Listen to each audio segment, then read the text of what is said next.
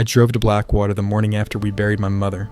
The road was the same, pines leaning like eavesdroppers, gravel spitting beneath the tires, only quieter, like the forest had swallowed its own breath. She loved this place, said the lake made her feel stitched to something older. Her list waited on the passenger seat, written in the slope of her last weeks. Air out the cabin, water the ferns, leave the jewelry box alone. I told myself it was grief that made that last line feel heavier than the others. It wasn't. Inside smelled like cedar and old books. Dust motes hung in a column of light like snow that forgot how to fall. The frames on the mantel were familiar. Her wedding photo, me with a missing tooth, summers at the lake. In the kitchen, the list had a second page. If you must open the box, not at night, not alone, not if the music is already playing. I laughed at that, which felt cruel. But mothers are allowed their superstitions. Mine collected them like shells. Her jewelry box was where it always lived. Top drawer of the bedroom dresser, beneath her scarves. It wasn't much to look at. Walnut wood, inlaid mother of pearl, a hairline crack down one corner like a healed scar. It was heavier than it looked. I felt the weight of it in my palms, and another weight, older, settling at the base of my throat. I put it back, shut the drawer, left the bedroom and every light on. I watered the ferns, aired the quilts, made tea. The lake was slate under a sky trying to choose between rain and memory. I told myself I'd sleep, drive back in the morning, and sell the place before the first leaves turned, but the cabin had other ideas. A door eased against its frame without wind. The kettle clicked off at exactly 3:13, twice. When the third click came, it wasn't in the kitchen. My mother's voice arrived, not as sound, but as arrangement, the way things wanted to be placed. Her shawl slid from a chair back I hadn't touched. A picture of her mother, face turned just so, angled toward the bedroom. I thought of her last week, skin like paper, whispering, "Don't let it hear your name." I told myself she meant grief. I told myself a lot of things. The sun folded itself behind the ridge. Shadows pooled into corners like ink.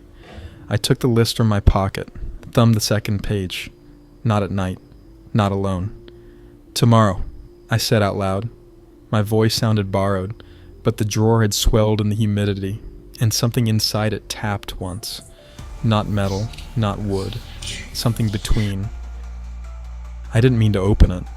I meant to find the key and put it somewhere I wouldn't be tempted. It wasn't in the obvious place, not in the mug of buttons, not in the sewing tin. Then the answer, behind the frame of a photo, I'd dusted 100 times. My mother and me in the dock, both laughing at something that must have been small and good. The key was taped to the back like a secret she trusted and didn't. Told the dark I wasn't afraid, and the dark believed me just enough to step closer. The key slid home like a bead on a wire. The lid resisted, then yielded with a sound like a held breath released. Inside, a silk, lining the color of a bruise, a locket the size of a thumbnail, a coil of red thread, a braid of hair tied with a white ribbon, and beneath it all, a tiny bell wrapped in cloth. The bell I knew, without ever having seen. The music wasn't playing, not yet. I should have stopped there. A folded scrap lay under the tray, my mother's handwriting again, steadier, younger. To my child, if you were reading this, I failed to tell you when the living could have borne it. The box keeps our name from being called. The thread binds, the bell deceives, the hair remembers. If the music starts, do not answer, even if it sounds like me. It didn't say what happened if you answered. Some doors you understand by the draft that comes under them. The locket's clasp gave with a tremble. Inside was not a photograph. It was an eye, brown, glassy, not glass, preserved behind mica, a tiny oval of flesh turned relic. The braid under my thumb felt both new and impossibly old. When I lifted it, the room's temperature changed. The air thickened, and the cabin's timber bones made a sound like settling, but not from weight, from attention. The red thread came up, trailing a knot. The knot was a shape I knew from nowhere and everywhere. It was the shape of a promise. The bell was not heavy, but my wrist trembled with it. I didn't ring it. I swear I didn't. Still, Somewhere between the lift and the thought of lifting, sound appeared, a single note, pure as winter sunlight on ice, and wrong all the way through. It rang my name without letters. It rang my blood. And from the doorway behind me, a voice like a braid coming undone said, "Sweetheart." Finally, didn't turn. I looked into the jewelry box the way sailors look at a compass when the sea tries to speak. "Not at night," I said. "It's morning somewhere," the voice said. "There are stories you inherit like a mortgage, and others you inherit like a scar. Ours, it seemed, was both. My mother had loved a thing that loved the sound of being believed.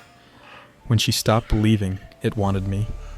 The thread binds, the bell deceives, the hair remembers. I wound the thread twice around my wrist and said the only prayer I know, no. It offered what grief will always offer, reversal. It could set clocks back. It could give me a morning where she burned pancakes and sang off key. It could give her hand back to my cheek, cool as lake water and twice as kind. All I had to do was answer when it called my name. All I had to do was ring the bell 3 times and mean it.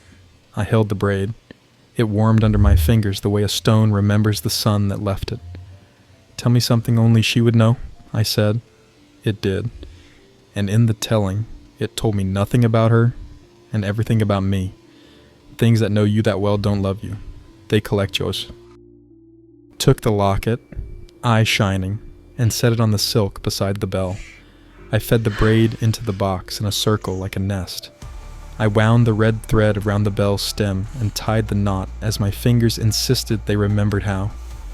The thread binds, I said. The bell deceives. The hair remembers.